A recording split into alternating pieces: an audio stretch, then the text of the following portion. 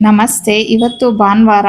ಬೆಳಿಗ್ಗೆನೆ ನಾನು green tea ಮಾಡ್ಕೊಂಡು ಇವತ್ತು ಅವರೆಕಾಯಿ ಇತ್ತು ಅದರಿಂದ ಉಪ್ಪಿಟ್ಟನ್ನ ಮಾಡ್ಕೊಂಡಿದ್ದೀನಿ. ಇವತ್ತು ನಾನು ಯಾವುದೇ ರೀತಿಯ ಹೆಲ್ದಿ ಡ್ರಿಂಕ್ ಎಲ್ಲ ಏನೂ ಮಾಡ್ಕೊಳಕ್ ಹೋಗ್ಲಿಲ್ಲ.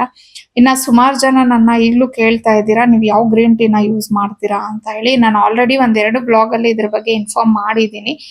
ನಾವು ಟಾಟಾ ಟೆಟ್ಲಿ ಅವರ ಲೀಫ್ ಗ್ರೀನ್ ಟೀ ಬರುತ್ತಲ್ವಾ, ಅದನ್ನ ಯೂಸ್ ಮಾಡ್ತೀವಿ. ಅಂದ್ರೆ ಟೀ ಬ್ಯಾಗ್ಸ್ ಏನು ಯೂಸ್ ಮಾಡಲ್ಲ ನಾನು. ಅದು ಎಲೆ ತರ ಬರುತ್ತೆ, ಅದನ್ನೇ ನಾನು ಬಳಸುವಂಥದ್ದು.